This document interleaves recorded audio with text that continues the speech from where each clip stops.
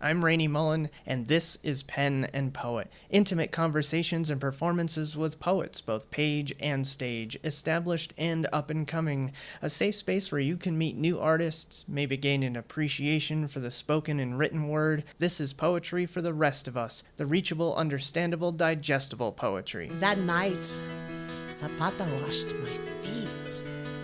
Handlebar whiskers scratched the itch between my legs like myth. On the days of our births, we breathe the dust of these memories, and it scours our flesh, smooths our skins, fills our lungs. All the dead desire most is to live in our memory. All they desire most is to laugh and to dance. I'm here with my guest, Matthew Brown. Matthew is a poet born and raised here in Albuquerque, is the author of Verbrennen, if I'm saying that right, a collection of poetry. He's been on a number of slam teams, and you can find him all over YouTube. His poetry tends to lean toward exposing social, racial, and economic inequalities from a Hispanic, gay, and African American perspective. And he is by far one of my absolute favorite poets that I've ever had the chance to know. So Matthew, thank you for coming on the show. Thank you so much for having me. I think this is awesome what you're doing with the community, and I'm just glad to be here. So thank you. Yes, and usually I start with people reading a poem, but I have to get this out of my system. When you said yes, I kind of fanboyed. You are absolutely my favorite poet. And I don't even know what poem it was. It was a poem, one of the first years, like 2015 when I started, and you did a poem about your depression, and it was at Tractor, and I was just bawling. Wow. And since then, I think that night we came home, Melanie and I, and Melanie even turned to me and said, "That's how you do poetry." And she has a couple of questions in here that she wanted me to ask, and she actually said, I may be sick tomorrow so that I can hide in the closet so that I can listen in. That's awesome. I promise she's not hiding in the closet. Well, thank you so much. That's very kind of you to say, and that means a lot to me, so thank you. So now, can we start with a poem? Yes, we can. I actually wrote something just yesterday. I wanted to read it during my feature, but after a while, when I'm featuring, I feel like I'm talking too much and I should just shut up and get off stage. So this is very raw, primordial, haven't really edited it yet, but they'll be the first to hear it. Awesome. She prays to God that her test comes back non-reactive, and in this moment I am certain he does not exist. Maybe it's our own fault for placing our faith in 3 letters when the world is so much bigger than us and what we believe in. We are so quick to thank God for all the little things. Today, my card didn't decline. Today, the brakes held up and no one died on the drive back from Tennessee. Today, I left my backpack sitting in the clinic waiting room and no one stole it. Thank God. Clean water. Thank God. Hot food. Thank God for the roof and the warmth beneath it. Today, the test comes back positive, and whose God do we have to thank for that? Maybe faith is as thin as the blood on a test strip, and heaven is a red line and an unanswered prayer to a God that takes praise in both the blessings and the beatings.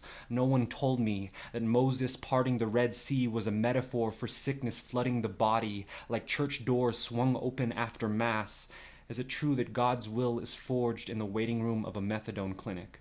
Or is the diagnosis just one more unanswered question to a flippant God who... Or is the diagnosis just another question a flippant God has yet to answer? Thank God for New Mexico and the shortage of clean needles.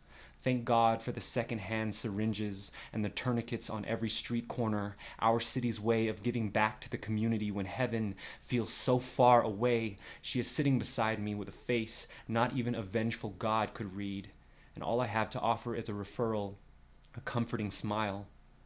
The results of a rapid HIV test are 99% accurate, and not even the Lord can pull those mistakes from our blood. Without God, without fear of God, what do we have to be thankful for?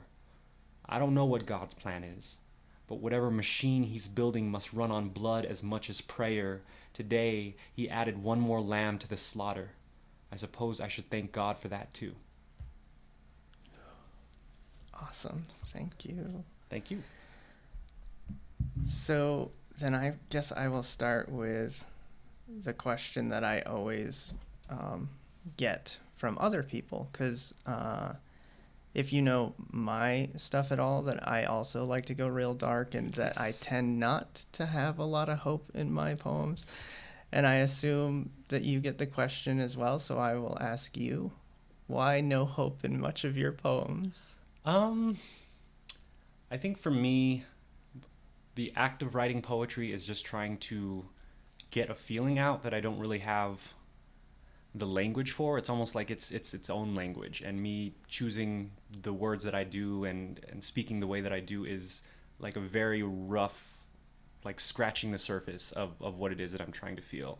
And most people don't feel hopeful all the time. I don't think the world is that hopeful. I will say I'm a pessimist and a nihilist at heart. I have struggled with my faith my whole life, and I at this point say that I don't have any.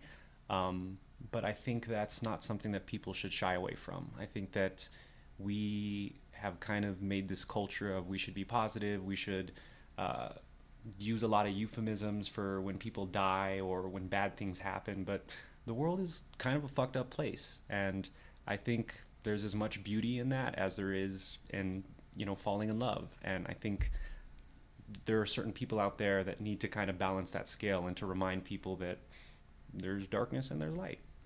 So yeah, thank you for saying it that way, because I never quite know how to answer that, and I don't ask it in a negative way. I actually kind of like when somebody's a bit more raw and kind of doesn't end with "and puppies and rainbows." Yeah, I don't think I've ever been asked that, so I'm really? glad that's a good answer. That kind of just came out of my ass. So. Nice. I get it all the time. Which is why a lot of my friends, they're like, "Oh, you do poetry, do a poem for me." I'm like, You don't want to know. No, we're all here to have a good time. I mean, and everybody has their niche or their thing that they like to write about. But I think the main thing that I stick to is write the kind of poetry that you'd like to hear. And there is a specific voice and style that I do not hear, and so that's what I write. So yeah. Yeah, and then why don't we kind of talk about your book a little bit? Sure. And we'll start actually with the title. I assume it's the German word Verbrennen. Yes. Why the German word and not something else? I speak German, and it's a really beautiful language. And so Verbrennen in particular, I have the definition on the title, but the best translation would be like a conflagration or something just being lit up in flames. And a lot of recurring metaphors throughout my poetry involves fire. I think that kind of points to heaven and hell in Judeo-Christian religions. Fire also is seen to be like a cleansing type of thing. So it's kind of weird. There's a weird symbolism that's kind of always stuck with me. And so I just thought, since that metaphor always follows me around, let's slap a lighter on the cover of my book and choose an edgy German word that no one really understands. So it's not super clever, but yeah. No, I like it. Were you pushed to have the definition on there too, or was that I wanted to include it just so it wasn't super cryptic. Yeah. All right. So one of the poems that I actually want to ask about first is Claudette. Because this one kind of has this sort of, I don't even know really how to explain it, but it's about, well, do you know how... Is it a true story? I don't... Yeah, so just to kind of give a little background, Claudette Colvin was actually the person that helped ignite the civil rights movement. A lot of the times we attribute the Montgomery bus boycott to Rosa Parks, but Claudette Colvin was actually doing the exact same work and was arrested for the exact same reason. But she was much younger, and she was also pregnant, and was not married, and so she didn't fit the archetype for a civil rights leader at that time. So even though she did the exact same thing that Rosa Parks did, she was essentially erased from history because she couldn't sell that movement the same way that Rosa Parks could. And so the poem is just kind of trying to unearth that story a little bit, but it's also rooted in the position of the people that are trying to erase her. Yeah, and I think that's the part that I really like. One, because I didn't know that story, and even before I asked, that's kind of why I stumbled, is I didn't know if it was actually a true story, if it was just trying to talk about the subject as a whole. But I really kind of dig like the politics of revolution, where it wasn't necessarily a dig against that movement necessarily, as kind of almost either an homage or a eulogy to somebody who was erased for just not being the perfect looking person for that. Absolutely. And I think a lot of poets tend to poke at things without the proper context, whether it's things that are happening now or things that happened in the past. And whether it's good or bad, whether it's oppression or someone embracing you, things are just more nuanced than that. And I try to capture that in my work. I think sometimes I do and sometimes I don't. So that was a poem in particular. I don't perform very often, but was very important to me at the time that I wrote it. Then let's talk about that then.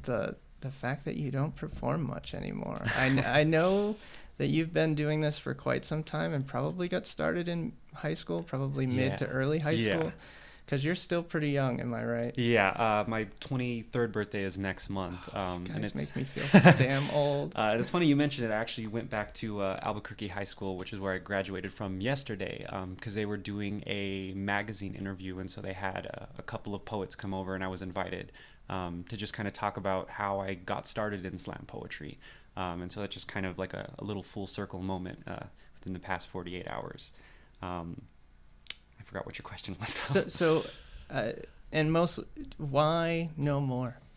No more performing? Why has it been kind of spotty? It's more than anything, I'm a really anxious person. My biggest challenge is getting out of bed. The second one is leaving the front door. I go to work, I have a partner, and then I go to sleep.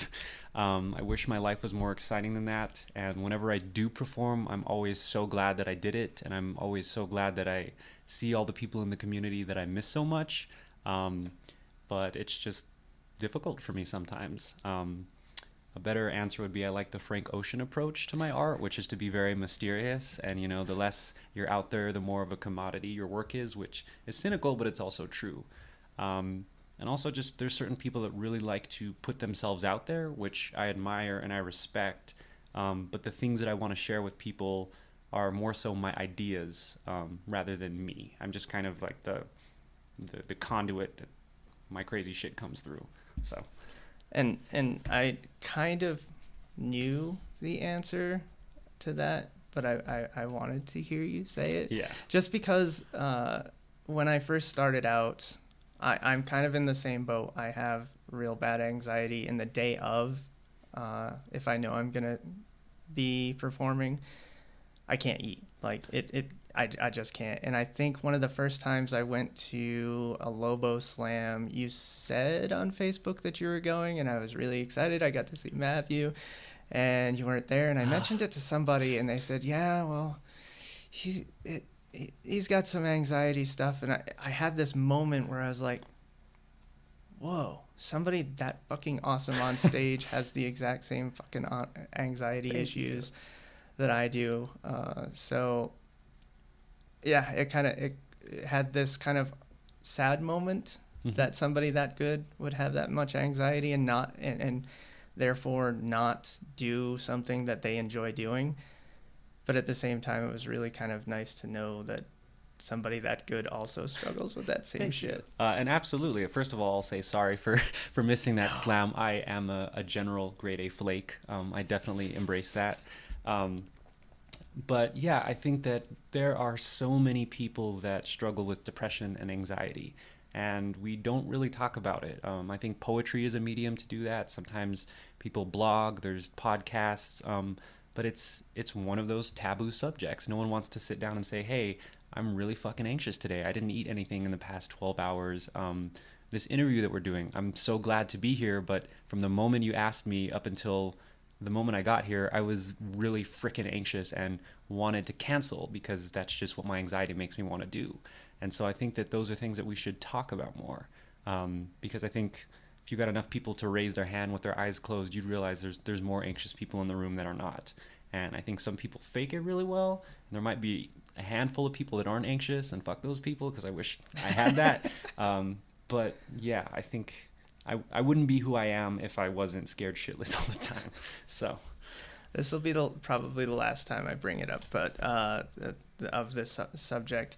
The last time you and I were both on the stage together was it was the Group Slam finals here in Albuquerque.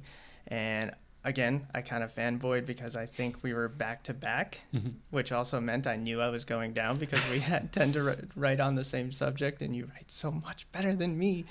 But during that intermission, there was a mom that had 2 little girls, and after I did mine, which was also about my depression and stuff like that, she came up to me with her little girls, and she was just bawling it. And actually, that was going to be my last night doing stuff, just because, it makes me so anxious, and I don't really enjoy that part. yeah. But her coming up to me afterward, and she's not the only person that's ever come up to me afterward, kind of reinvigorates me. And I have a feeling she chatted you up as well. Yes, she did. I distinctly remember her coming up to me. I don't remember what she said, but I remember how she felt.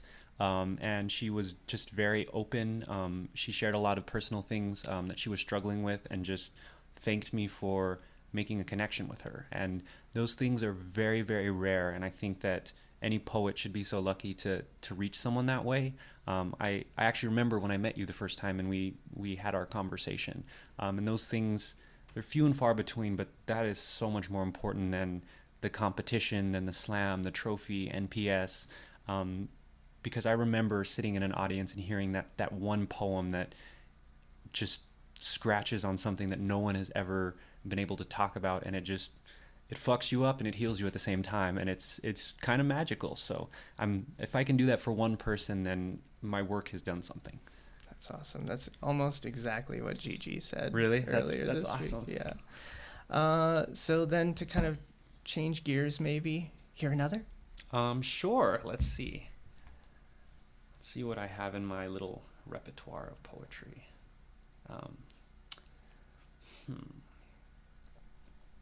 Okay. No, wait. Phone's being a little weird. Give me 1 second. You millennials and your phones. I know, we're glued to it. Black Mirror really is the future. Okay. This poem is called 11 Going on 450. I consult with my local physician, decide it's in my best interest to bump my dosage by 150 milligrams. She tells me the volume knob at the back of my skull doesn't drown out the ghost like it's supposed to, says we need it louder and we need it now. Crank the dial up to 11, flip the faders to 450 and watch the bass make a dance floor of my depression. Feel the demons two-step, line dance, shimmy, sway, and sashay. Watch them Cupid shuffle from one hemisphere to another. The brain is an amplifier. Depression is a song only you know the lyrics to, and that must mean that God is the DJ.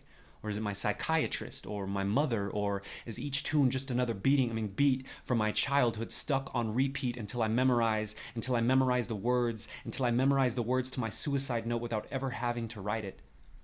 There is no remix to the broken record that life has made of us, only refrain and crescendo. Pain is music, and the skull is just another dance floor for someone to drag their feet across. This is our orchestra. This is our guts spilled out in verse, that golden note, the one that quells the riot in our bones. We play it so big and so loud until the whole world breaks out into dance or tears. But whatever you do, don't stop playing that song that makes you who you are, maestro. Turn up the volume. Silence is a broken amp waiting for resurrection, and you, Lazarus with a microphone, take to the stage and belt a song so beautiful it turns psalms into symphony, a tune so bittersweet even the devil can't help but dance. Awesome. Thank you. And I've said this before, but during some poems, I just want to snap, and I feel an obligation not to. Yay. All right. Let's see. I think I will ask Melanie's questions, and I'm going to preface them as Melanie's questions because I find them weird. I love weird. But she is weird. So the first being, because we kind of discussed that you do a lot of performance poetry, and that's, I assume, where you kind of got your start with poetry. So she's curious as to whether or not or how you time your breathing. That's a really interesting question, and I've never been asked that before. To take a step back, some of my favorite poets and the poets that I tend to notice the most, they kind of have a metronome to them, and it's the way they speak, it's their timing, and for me, a lot of it goes back to what I learned in high school in my creative writing class about Shakespearean iambic pentameter. So this certain repetition in the way that you speak. And I don't really know where it comes from, but I know that everybody kind of has their own metronome, like I said. And so for me, I kind of make it up as I go along. I think the way that you read something is as important as the word itself. And I try not to give the same performance every time. I'm usually not in the same headspace every time I perform. So I think all of those factors kind of go into my breathing. Also, my lungs aren't that great, so sometimes I just need a fucking breath. There's no art to it. I just need to breathe a little bit. So yeah, it's a little bit of a mixture of both. Yeah. Yeah. And the other one wasn't necessarily a question, but it was on the same point that, and of course, Jose being your at least popular one on YouTube, that it almost it kind of feels like the breathing is actually part of the poem, just the way and where and how. Definitely. And the more popular recording that's on YouTube, it was during the National Poetry Slam in 2015. And there's so much that goes into a slam and a competition before you even see the video. But when I was doing that particular performance, I was scared shitless. I was in front of a room of people that were dead silent, and I didn't know whether or not that they were into what I was saying or if they were just kind of checked out. There was no reaction from the audience, and we were getting our asses kicked that night. So all of that was kind of in my head. And also I kind of was thrown up at the last minute.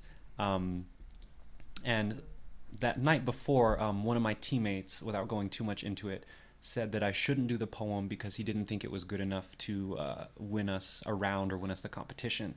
So all of that was kind of in my head, and it made that particular performance. The fear, wanting to say fuck you to the person that didn't think that I was good enough, and to do the best for my team that I could possibly do. All of that kind of fits together to make that performance. So. Then I'll ask this weird follow-up. Which type of room do you prefer, the quiet or the loud room? I don't know if I necessarily have a preference because they're so different and energy travels differently in that kind of scenario. But I think I really like small, intimate readings, especially ones where you don't need a microphone. Everyone can kind of just come together. I think that you listen a little bit more and it's more intimate that way. But at the same time, I've been fortunate enough to perform on a final stage in front of thousands of people. And that's also an amazing experience, but it's very impersonal because when you're on a stage that big, the lights are hitting you and you actually can't see anyone in the audience. You can hear the feedback of your voice through the amp, but you can't really see anybody. You can just hear the sound of it. And so it's a really weird, like, out-of-body experience. But they both have their charms, I guess, but I definitely like a small room of people. And I think that might even be part of my anxiety. More people, more reasons to be anxious. So, yeah. And that kind of leads into giving probably our first plug to Marcial Delgado. Yes. And Voices of the Barrio, because you did a feature there last night, and I'm so bummed. I work second shift. I need to change that because I was so bummed that I couldn't go. So chat about that a little bit in terms of, I guess, the whole experience. So just to give some background, Marcial and I were on the ABQ Slam team for all of 2017. It was his first year being on a team. He actually won the Grand Slam and kicked all of our asses, which makes me so happy because we need that fresh blood. He's definitely a veteran by now, but yeah, I was honored to be invited. It's really cool when your own peers are people in the community that are carving spaces for either themselves or for people in their community, and when they kind of extend the olive branch, it's kind of a gift. And so just to be able to be there and to share poetry that I haven't read in a while and I haven't performed in a while and I don't know what my audience is, I think that's very healthy for an artist. And whether that's in your own hometown or whether that's hundreds of miles away, I think that's definitely good. And I also haven't performed in a very long time, so it's kind of me getting out of my shell again, and I guess starting off the new year as a poet. So I think you mentioned earlier about some of your favorites that you kind of gravitate towards. So both in any form, be it performance or more traditional, who are your kind of go-to like poets? Favorite poets? Yeah. Are we talking local or just in general? Either or both. I've got a bit of a list. I would say my favorite poet is probably Pauly Lippin from Denver. He's a good friend of mine and just an incredible writer. I really think that there are certain people that are born to be poets, and I definitely think he's one of those people. I remember when I was maybe 16 or 17, he was featuring at Winnings Coffee Co. And he did a poem. I don't exactly remember it, but it was about ones and zeros. And I'm not doing it justice in how I'm describing it. But he talked about suicide. He talked about being queer and being able to pass in the state of Texas and things like that. And the way that he performed just kind of made me think like, holy shit, like, are you allowed to do that? Like, can you do that way? Like, is it still poetry when you're this way or you speak that way? And it just kind of raised the ceiling a little bit in what I thought was possible. So that's a big reason. I also have a huge crush on him. Fuck it. Other poets that I really like, Jessica Helen Lopez, a good friend and also just someone that to this day I am in awe of. I think she's absolutely incredible. I remember before I actually met her, I saw her perform in, I think it was 2012 at the Women of the World Poetry Slam Finals. And she did 2 poems. I probably have them more memorized than she does at this point. One was about just how her daughter's dog had died and tapping into a child really learning what grief is. And the way that she spoke about it, the pain was like so palpable. It was just absolutely incredible. She has another poem. It's a persona poem. I think it's called 1943, but I might be getting the date wrong. And it's about being a queer woman during a time when that wasn't socially acceptable. And her partner is on her deathbed. And she's talking about the final moments before her lover dies. And the nurse comes in and at the end of the poem and she asks, what relationship do you have to this woman? Are you her friend? Are you kin? Or something like that. And I just remember the last lines where she just says, yes, we are kin. And she just says it in a very particular Jessica Helen Lopez way. And I was just like enchanted by it. So she's absolutely incredible. There's another poet. Her name is Desiree Della Giacomo. She's actually from New Orleans. And I've actually had a chance to meet her and tell her that her poetry has saved my life. She explicitly writes about mental illness, about her father having schizophrenia, body issues, just things that I needed to hear that I was not hearing from other poets. And she's an incredible woman, very, very kind, and I have a signed copy of her book that I turn to all the time, and so she's definitely a favorite one. But to kind of wrap up my list, even just the people that I kind of grew up with. I went to high school with Mercedes Holtree, Eva Crespin, and they taught me how to do poetry while I was learning, and I taught them a little bit, and it's really awesome to admire your peers, and how do I want to say it? For the people that you really admire to be your peers, and for them to be on the same level as you, but you can still look up to them and think that these people are freaking amazing and they're out there doing things. So I'd say those are probably my favorite poets that I can think of off the top of my head. I like to ask that just because this podcast is kind of one to bridge the gap between the page and stage that everybody seems to think exists, but also to kind of, if you're relatively new to one of those forms, then kind of an outlet of going and finding these folks. I said one last poet. Yeah, Susie absolutely. Q. Smith from Denver, Yes. the queen of slam poetry. She needs no introduction. I just wanted to slip that one in too. Yes, I got the chance to meet her recently, and she probably doesn't remember me because it was very much, hi, bye, because she's always crazy busy. Yes. I said I wasn't going to bring it up again, but now I am. In Verbrennen, I think the vast majority of the poems are, social, racial, and economic inequality stuff. So have the mental health ones been a much more recent thing? Was it just something excluded from here because you wanted to keep the tone? Or? I think it's a mixture of both. I think when a lot of poets start out, things within the realm of social justice end up being the first topics that they write about, whether that's dealing with their own identity or kind of critiquing the social structure that they live in.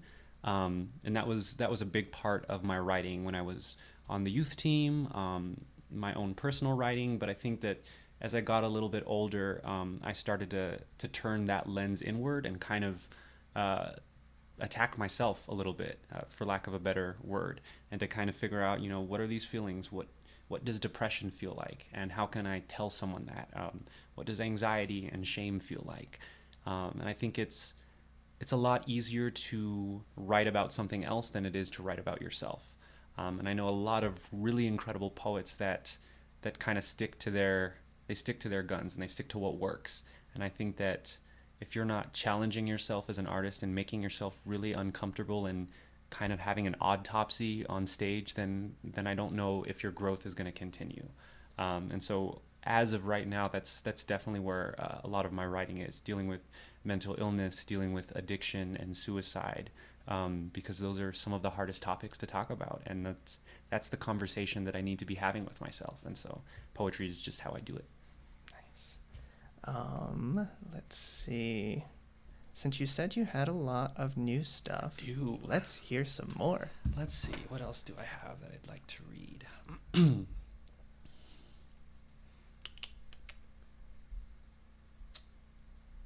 Okay.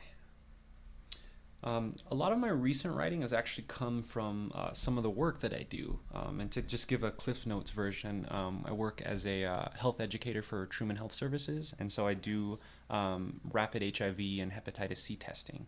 And so the nature of that work is always intimate. I'm always meeting people who are uncertain about some of the most important things. And I have these relationships in high schools, at health fairs, at methadone clinics. And it just gives you a much better appreciation for people in general, when you're able to see them when they're their most vulnerable, and you end up being either the bearer of bad news and kind of like the Grim Reaper, or the person that gives them the peace of mind that they really need to get through the day. But with that being said, this particular poem is kind of about some of my work, as soon as I can pull it up. Let's see.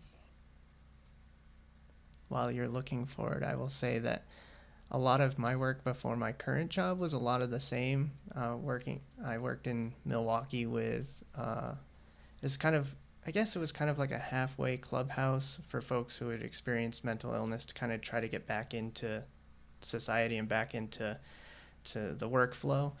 And I absolutely loved the work, but man, that stuff comes home with you. And my current job, my boss, because it's copy editing, it's basically factory work, white collar factory work. And the guy who interviewed me said, "This is a stressful job." And I said, this job is not going to go home with me. Yeah.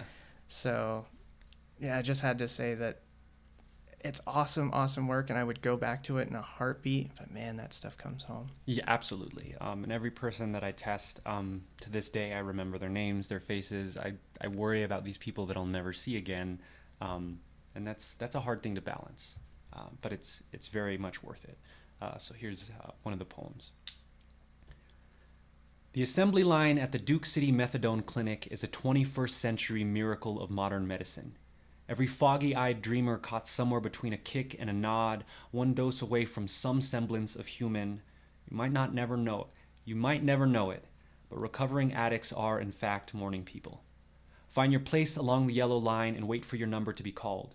2368, 1893, 0818, please sign here. It's just a formality. If your insurance falls through, we'll need your billing information. Please calm down and don't look at me like that, both impolite and ungrateful. Remember, this is the only place in Albuquerque that shoots you up without threatening to shoot you. Your addiction is part of the economy. Don't you see how your goods are being put to good use? There is a young girl wearing a pink backpack, standing next to her mother and holding her hand, and it is early. Clinic intake early, and I wonder how she will explain this building to her daughter. That you don't need pews, stained glass, or an altar to build a church. Salvation is wherever you go to make the pain go away, and today hurts, and the mother and her child are two different kinds of restless, and the man standing behind them is a rattled set of dope-sick bones. He smells like cigarettes without meaning to, the same way that we all have to be here despite the cold and the pain and the heartache. Don't we all have somewhere else that we have to be? Don't we all just want to feel good when we finally get there? Everything is such a rush these days. But the line at the clinic is a slow conveyor belt of numbers fed like prize tickets into a machine. The bodies shift like arms on a clock, and we are all numbers. We are all tired. We are all so very tired. 1321, 2256, 1738. 1738? Awesome. Thank you. Of course. And I kind of like that one because it kind of gives a little bit of life or personality, I guess, with the little girl. Mm-hmm. I kind of had to hold back the tears with the little girl with the backpack, because I think a lot of people forget that it's not just some person who, is addicted and just being a selfish a-hole, that those are real people, in most cases really trying hard to get off of it or out of it, or just trying to better themselves, and it's not how society generally treats them. Absolutely, and I think that in New Mexico in particular, that's more important than ever, because when you think of a drug addict or a heroin addict, I think a lot of people have this archetypal image in their head, but they are mothers and fathers, they are people who are working their hardest, there are people who are homeless. There is no real face for addiction, and I think that it's become, addiction in particular is a part of the culture in New Mexico. I've noticed that a lot of people, it's intergenerational. There's a lot of people that start using drugs because their parents use drugs, and then that becomes a part of the culture of the family. And so that whole poem was just kind of birthed from that moment of seeing a mother and her daughter getting ready for school, and knowing that once she leaves the clinic, she's going to take her daughter to school, and what does that conversation look like when she grows old enough to ask questions and to be more curious, and how do you explain that to your daughter? And yeah, I don't have an answer for it, but I think the poem is just me asking that question and forcing other people to wonder as well. So yeah. So we've talked about your book a fair bit, and I was planning on it, but you wanted to make sure that we kind of put a plug in there for Kat, so I will let you do that. So my first book, Verbrennen, was published with Swimming with Elephants publication. It's a local publication here in Albuquerque, spearheaded by Katrina Crespin now. And I also have another book called Electroshock Therapy that should be coming out relatively soon whenever I get off my ass and finish it. But yeah, I'd just like to take a moment to say that she's done a lot for the poets in our community, and now she's starting to get attention and writers from outside of the state. And I'm just so happy to see the success and her ability to provide that platform for other people. Because it's a big deal to have your own book published, whether it's a chapbook or hundreds of pages. And I remember not thinking that my poetry was all that great, and having her sit down, and she was willing to edit all of my horrible spelling mistakes and grammatical errors, and she gave a shit about my work, and she gives a shit in general, and I think that there needs to be more people like that doing what she does. So absolutely, thank you, Katrina. Yeah, I want to say, yes, Kat, you do give a shit, and thank you, because I have to say, yeah, she kind of embraces all the poets and all the writers here in the city and in the state, because like I mentioned to you before we hit record, that I kind of mentioned, and she, invited me to this giant reading of, I think, 10 poets of Swimming with Elephants, and I asked my first person, Gina, I can never remember how to pronounce her last name. With an M? Yes. Yeah, I Yes. don't know either. Oh, I feel so bad. Sorry, Gina. But she was the first person that I asked to be on, and she grabbed me by the arm and dragged me over to Kat, and she's just like, Kat, I have to tell you, this guy wants to interview me. And I'm just like, I don't know what to do with this. I don't. So I was like, no. And she's like, yes, you do. That's so wonderful. I think Katrina is one of the few people I know that cares about my success and well-being almost more than I do. Just one of those particular people. So yeah. And I'm actually going to have her on here soon. That is going to be awesome. I'm excited for that. Let's see. How about one more? Did you have anything else that you really wanted to? We have all the time in the world. I could honestly do this all day, so whenever you get sick of my voice, just tell me to shut up. But let me see if I can find another poem. Excellent. Let's see. One of the other things that Melanie wanted to ask is, you have lots of intense imagery in your poems, and they tend to be very, not just metaphoric, metaphors and stuff, but they seem, she said that basically it pops an image into the head, and it kind of smacks you upside the head with each one of those. So she's curious kind of how easy or hard those kind of come to you once you've kind of started piecing those together. It's actually a lot easier than I'd care to admit, without sounding like an asshole. No, that's not a bad thing. Usually, just being honest, I'm really stoned and I'm just kind of sitting there, and kind of like you said, there's an idea or a feeling that just kind of slaps me in the face, and usually it's maybe at 2:00 in the morning when I'm trying to sleep and I have an early shift in the morning, but it's just a weird feeling that pulls me out of bed, and it might just be one weird line that has no context and makes no sense, but I have to write a whole poem just to figure out why that line was in my head. So I think that's a big part, and I actually just forgot your question. It was just about the imagery and how fast or slow that sort of stuff comes. I think another thing that really helps me is, I don't know if you're familiar with synesthesia. It's a medical condition, I say with air quotes, where your senses kind of get mixed up. So sometimes people see sound or they hear color. I get a little bit of that. And so my relationship with language isn't just the words themselves. Certain words feel different to me. When I listen to certain poets, I can feel what they're saying, which sounds weird. But that plays a really important role in how I deliver my poems and the language that I choose. So yeah, I think those are some of the most important things that kind of help shape that imagery. That's awesome. She's a bit of a linguist, so she'll be really happy to know. That's so cool. That. So poems. Let's see. So I mentioned earlier that I kind of like being a provocateur a little bit, and that's definitely where my most current writing is. And I found one of the ways to do that is to critique religion and God.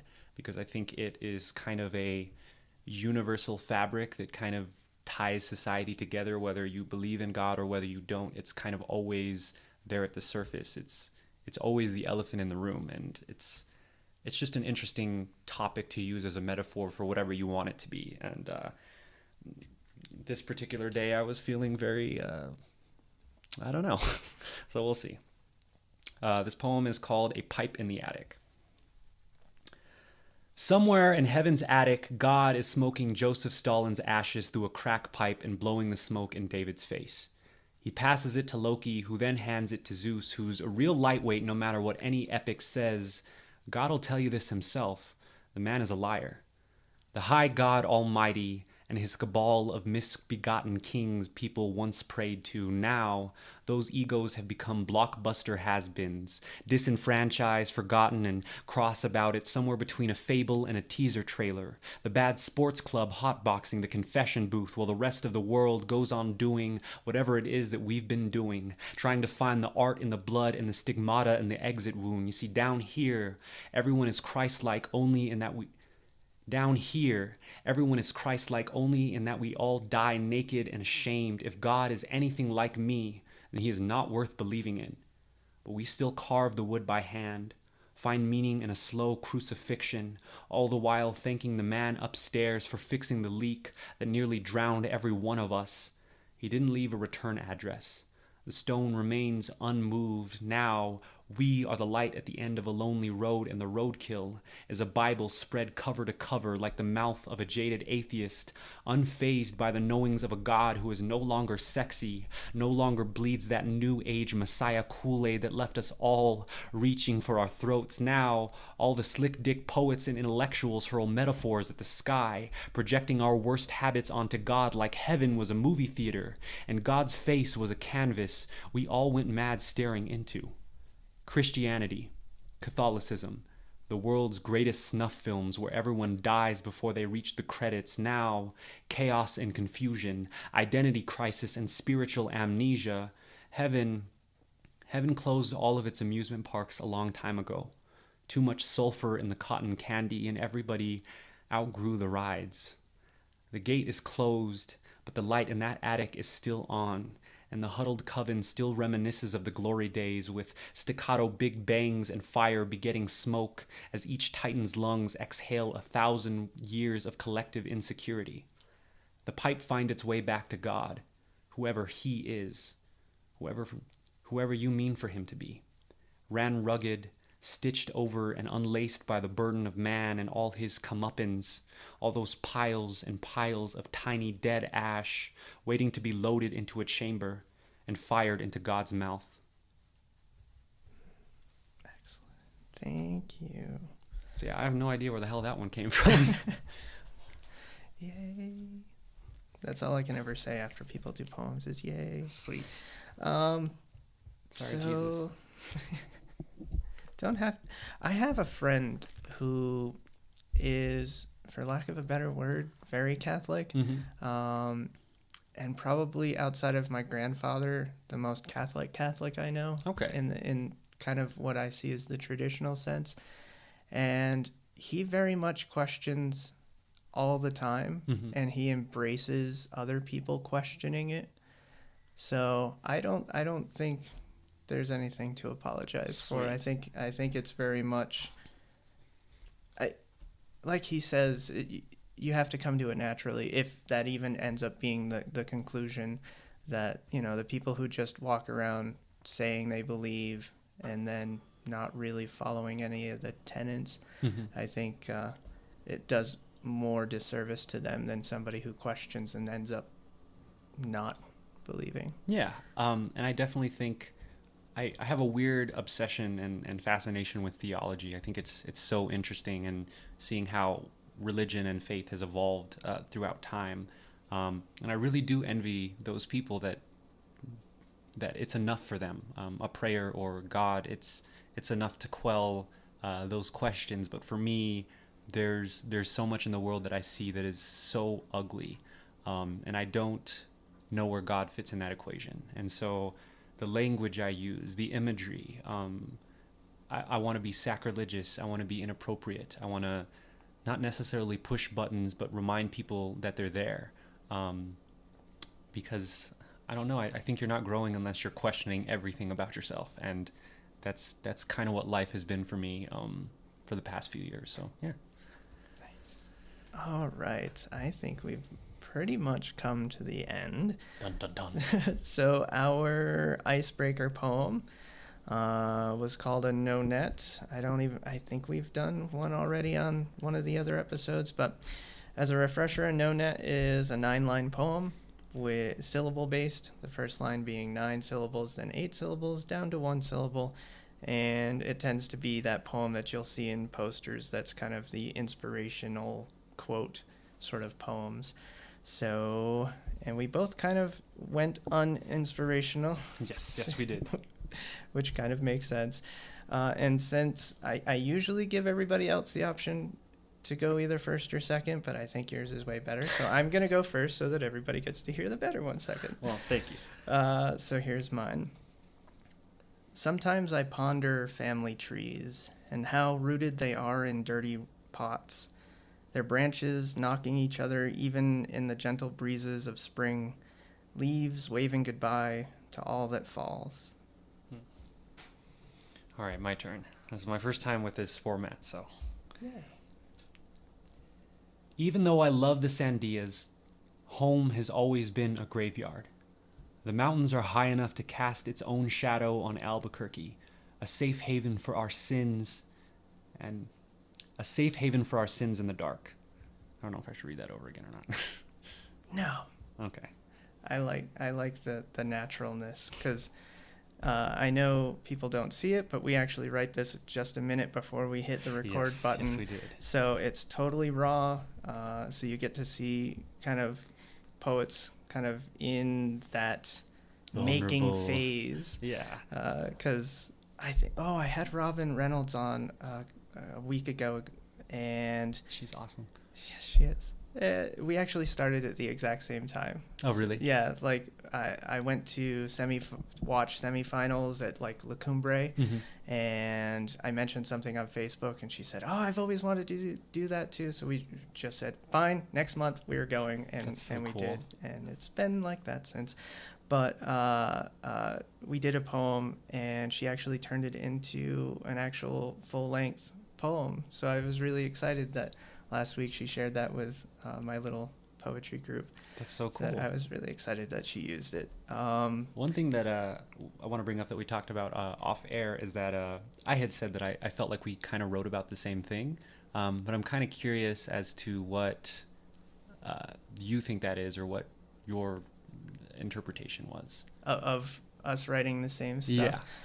Just the idea that a lot of you're one of the few poets that also kind of write about the dark insides, and like I mentioned, there's not a lot of hope, and that's not necessarily a bad thing. I think, like you said, it's much more of this is the truth that I see.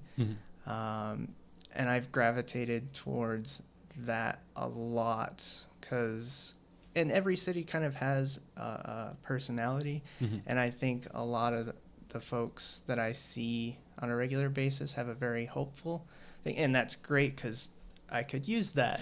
Definitely. But I enjoy, in a weird sort of masochistic way, that kind of honesty about something that kind of, and frankly, like you said, doesn't get talked about enough. Definitely.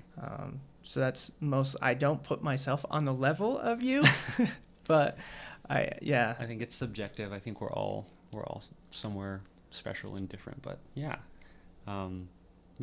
definitely, now that I read it again a second time and realizing what made me want to write it, definitely it's the dark shit that seems to inspire things. And so that's where I am now, and I'm sure when I start writing motivational stuff, it'll be really great. But there's some poets that do that right now, and they're doing a really good job, so I'm going to let them have that. Let them do it, yeah. So I'm going to actually end kind of on a happy note, and it's, well, my own happy note. that this is the time where we say goodbye, and I have to say that in a month, I'm going to be interviewing my first poet that actually has her own damn Wikipedia page. Holy shit. So, like, big, but I have to say that you are the one that I felt most anxious about, because I honestly do. Like, you are my number one favorite poet. Thank you so much. And I'm so happy that you're here. So thank you, Matthew. Thank you. Thank you so much for having me. It's been awesome. I want to thank Matthew Brown again for talking with me today. The truth is, Matthew is a poet that I idolize. His performances and words suck you in. Matthew encapsulates everything I aspire to be as a poet. It's rare when you get to meet someone that you look up to that much. It's rarer still when you get to befriend them. I'm actually kind of jealous of myself right now. You can find his current book, Verbrennen, on Amazon and usually at Bookworks here in Albuquerque, and be on the lookout for his upcoming book, which we will hopefully see before year's end. If you liked the show, please hit the subscribe button on Apple Podcasts or wherever you get your podcasts from, and leave a review. You can also head over to my Patreon page at searching for Pen and Poet. If you want to support the show, you can give as little as $1 a month. If you want to be a guest on the show, hit me up via email at rene.mullen@gmail.com. That's rene.mullen@gmail.com, or on Twitter at Pen and Poet, or you can find me on Facebook as well under Pen and Poet. Thanks for listening, and stay safe.